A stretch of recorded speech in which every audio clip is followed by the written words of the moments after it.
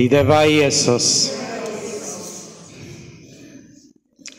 ჩვენ ვაგრძელებთ რომაელთა წერილს, რომაელთა მე-11 თავის, მე-12 მუხლი, რომაელთა წერილის გარჩევას.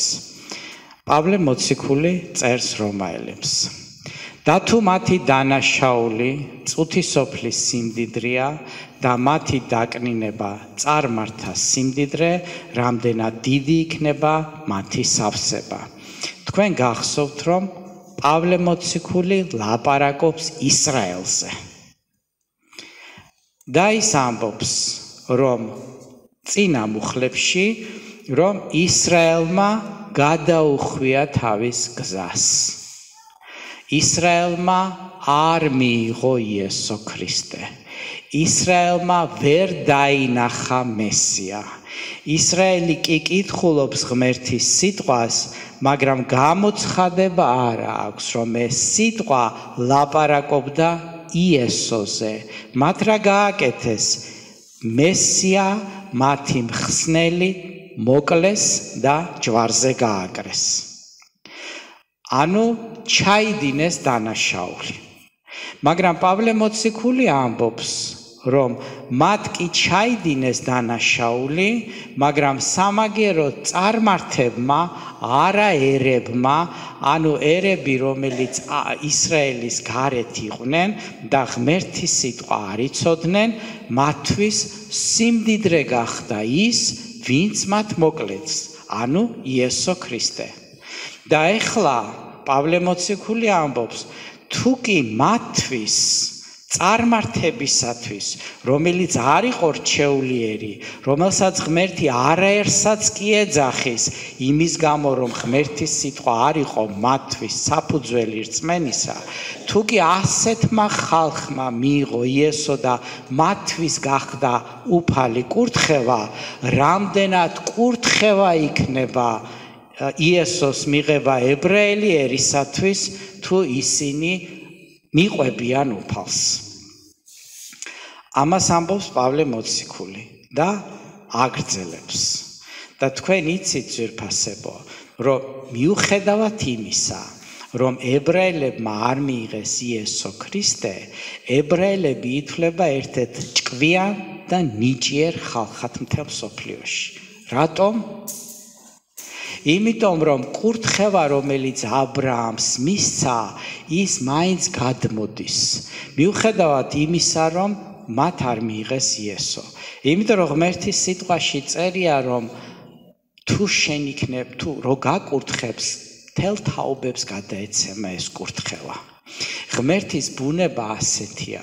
მაგალითად, შენ ხარ კარგი მორწმუნე და ღმერთის წინაშე დგეხარ, ხო? მიუხედავად იმისა, რომ შენი შვილი ცუდად იქცევა, მაინც ღმერთის კურთხევა გადადის მასზე.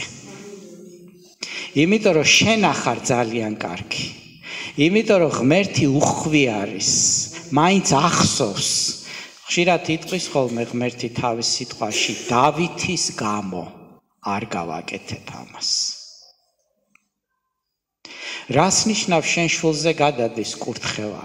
ეს იმას ნიშნავს, რომ უფალი მაინც განწყობილია მისკენ. ეს იმას არ ნიშნავს, რომ ის თუ მან თუ არ იარა ღმერთის გზებით, ის აუცილებლად ზეცაში მოხვდება, მაგრამ ეცდება, რომ კურთხევა იყოს, მოუთოხნოს, უფრო მეტად მოიზიდოს, შენი ლოცვა მოქმედებს მასზე. და იცით, ძვირფასებო, ცნობილია, რომ ყველაზე მეტი ნობელის პრემია აქვს მიღებული ებრაელებს. ნობელის პრემია, რომელიც ყველაზე მაღალი პრემია არის მსოფლიოში. და თქვენ იცით, რომ ბევრი პრეზიდენტი თუ გამომგონებელი თუ რაღაც მნიშვნელოვანი ფიგურა არის ებრაელი. რატომ? იმიტომ, რომ რაღაც არის კურთხევა მათზე. და ეს ხილული არის. და პავლე მოციქული ამბობს, რომ თუ კი წარმართები ვაკურთხე იესოს გამო, ეს იგივეა, თუ კი მე ამერიკა ვაკურთხე იესოს გამო, თქვენ რო იესო მიიღოთ, როგორი კურთხეულებს გახდით. ერის და ქვეყნის წინსვლა დამოკიდებულია ღმერთზე.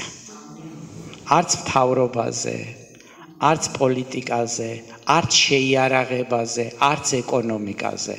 ღმერთზე არის დამოკიდებული.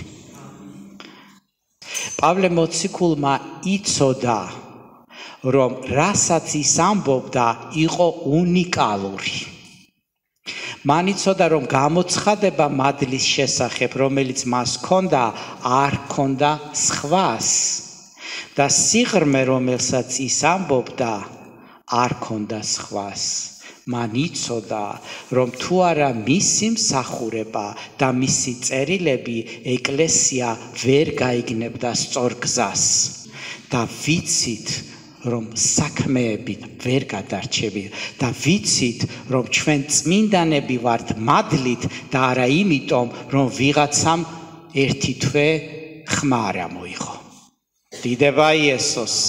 ამიტომ ამბობს პავლე მოციქული, შეფასებული მაქვს ამ საქმის დიდი მნიშვნელობა.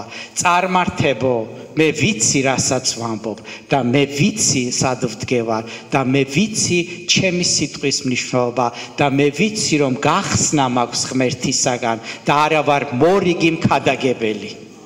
დიდება იესოს. საქმეების 9:15-ში წერია. უთხრა მას უფალმა. წადი, ვინაიდან ჩემი რჩეული ჭურჭელია იგი, რათა მიიტანოს ჩემი სახელი წარმართა მეფეთა და ისრაელთა წინაშე. პავლეს შესახებ არის საუბარი, როდესაც მას თვალები უნდა ახელოდა. ის იყო რჩეული ჭურჭელი და ეს იცოდა პავლემ. მართალია მასზე რას ამბობდნენ? არანაირი მოციქული ეგ არ არის, იესოსთან ეგ არ იყო, რასაც ლაპარაკობს თავისი გამოგონილია, ცრუ ძმა არის, ეკლესიებში არ იღებდნენ, მაგრამ პავლე ამბობს, ყველაფერი კი ასე არის, მაგრამ მე ვიცი, რადგან ღმერთისაგან მაქვს ეს გამოცხადება. და მან კარგად იცოდა, რასაც ისინი ამბობდნენ და რასაც ეს ამბობდა და ადარებდა ერთმანეთს, ხვდებოდა, რომ მათ არ ქონდათ ის გამოცხადება, რაც მას ქონდა. რომელთა 11:14. ნეტა შემძლებოდა აგრძელებს პავლე მოციქული, შურის გაღვივება ჩემს თვისტომთა შორის და ზოგიერთი მათგანის ხსნა. პავლე მოციქული მარტო არის ფაქტიურად. ლაპარაკობს, ქადაგებს, მაგრამ არავინ არ უსმენს. როდესაც იერუსალიმში ჩავიდა პავლე მოციქული და ტაძარში შევიდა ლოცვისათვის და ლოცულობდა ღმერთის წინაშე თავისი ერისათვის და ამბობდა, უფალო, ეხლა მე უნდა გავიდე ჩემ ხალხში და ვიქადაგო, უფალმა უთხრა, დაანებე თავი. წადი ამ ქალაქიდან. და სიმძიმე იყო პავლე მოციქულში, იმიტომ რომ უმცირესობაში იყო, მის ერს არ ესმოდა არაფერი. და იქნებ შური გავაღვიო, იმიტომ რომ შეხედეთ წარმართები როგორ იღებენ შენს იესოს, ებრაელ იესოს და თქვენ კიდე თქვენიანს ვერ გაგიგიათ, რომ ის თქვენიანია. ნახეთ წარმართები როგორ ღრმად იკვლევენ სიტყვას და როგორ ესმით წარმართებს. თქვენ კიდე ვერ გაგიგიათ თქვენი სიტყვა, რომელიც თქვენიანი არის. რომელთა 11:15. რადგან თუ მათი განდევნა ღმერთთან ქვეყნიერების შერიგება, აბა რაღა იქნება მათი მიღება, თუ არა მკვდართაგან სიცოცხლე. პავლე ისრაელის აღდგენას ადარებს აღდგომას, ანუ ძვლების გაცოცხლებას. ანუ პავლე მოციქული თავის ერს ხედავს როგორც მკვდარს, როგორც მიცვალებულს, როგორც დაბალზამებულს რაღაც რელიგიაში. და მას სჭირდება გაცოცხლება იესო ქრისტეში.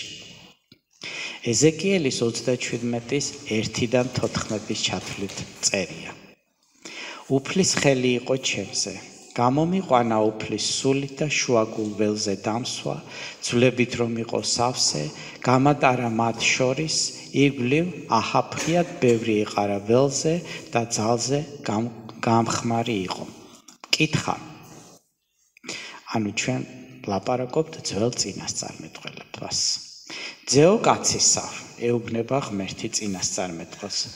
თუ გაცოცხლდება ეს ძვლები, თქვი უფალო ღმერთო, შენ იცი, რომ არ გაცოცხლდება. მითხრა. უწინასწარმეტყველი ამ ძვლებს და უთხარი, გამხმარო ძვლებო. და ეხლა ამ შედარებას აკეთებს პავლე მოციქული თავის ერზე და ჩვენ შეგვიძლია შედარება გავაკეთოთ ჩვენს ქვეყანაზეც. გამხმარო ძვლებო. ისმინეთ უფლის სიტყვა, ასე უბნება უფალი ღმერთი ამ ძვლებს. აჰა, სულს შევიყვან თქვენში და გაცოცხლდებით. ძარღვებს მოგცემთ, ხორცით შეგმოსავთ, კანით დაგბარავთ და სულს ჩაგბერავთ, რომ გაცოცხლდეთ. გაიგებთ, რომ მე ვარ უფალი. ბრძანებისამებ ვიწინასწარმეტყველე, წინასწარმეტყველებდი, რომ ხმაური გავიგონე და აჰა, სანზარი და ძვალი თავის ძვალს მიედგა, შევხედე და აჰა ძარღვები აჩნდება, ხორცით იმოსება და კანით იფარება, სული კი არ იყო მათში. მითხრა, უწინასწარმეტყველე სულს, უწინასწარმეტყველე ძეო კაცისავ და უთხარი სულს, ასე ამბობს თქო უფალი ღმერთი, 4-ვე ქარიდან მოდის სულო და შთაბერე და დახოცილებს, რომ გაცოცხლდნენ. ბრძანებისამებრ ვიწინასწარმეტყველე, შევიდა მათში სული და გაცოცხლდნენ. ფრიად დიდძალი ლაშქარი წამოდგა ფეხზე, მითხრა, ძეო კაცისავ, მთელი ისრაელის სახლია ეს ძვლები. აჰა ამბობენ, გახმა ჩვენი ძვლები, დაიღუპა ჩვენი იმედი, მთლიანად ამოვიხოცეთო, ამიტომ უწინასწარმეტყველე და უთხარი მათ, ასე ამბობს თქო უფალი ღმერთი, აჰა მე გავხსნი თქვენ საფლავებს და ამოგვიყვანთ თქვენი საფლავიდან, ჩემო ხალხო და ისრაელის მიწაზე მოგიყვანთ, მაშინ გაიგებთ, რომ მე ვარ უფალი თქვენ საფლავებს რომ გავხსნი და ამოგიყვანთ თქვენი საფლავებიდან, ჩემო ხალხო, ჩემს სულს ჩაგიდგამთ და გაცოცხლდებით, თქვენს მიწაზე დაგსვამთ და გაიგებთ, რომ მე უფალმა ვთქვი და გავაკეთე, ამბობს უფალი. ეს არის ძლიერი წინასწარმეტყველება, მასზე შეიძლება ბევრი რამის თქვა და სხვადასხვანაირი კუთხით განმარტება ამ ყველაფრის. ის ისრაელზეც არის და ჩვენ ხედავთ, რომ ისრაელის წინასწარმეტყველებები სრულდება გარკვეულად და შესრულდება მომავალში. მაგრამ იმის თქმა მინდა, რომ პავლე მოციქულმა კარგად იცოდა სიტყვები და ის ამბობს, რომ ისრაელი მხოლოდ მაშინ გაცოცხლდება, თუ ის მიიღებს იესო ქრისტეს. სულიერ გაცოცხლებაზეა ლაპარაკი, მაგრამ არის ერთი მომენტი. თუ წინასწარმეტყველმა არ თქვა, სიცოცხლე არ მოდის. ვინ არის ეს წინასწარმეტყველი? ღმერთის ეკლესია. ამიტომ ჩვენ ვალდებული ვართ ვთქვათ ის, რასაც ღმერთი გვეუბნება. და ეუბნება წინასწარმეტყველს, შეხედე ძვლებს. გაცოცხლდება ისინი და შევხედე, რომ ძვლები იყო გამხმარი. იცით რა არის მნიშვნელოვანი ძვირფასებო? წინასწარმეტყველმა შეხედა და აღიქვა, რომ ძვლები იყო გამხმარი. ძალიან მნიშვნელოვანია შენ შეგეძლო შეხედვა შენს ქვეყანაში ადამიანთა ძვლები, სულიერ ძვლებზეა ლაპარაკი, გამხმარია თუ ხორცშესხმული არის.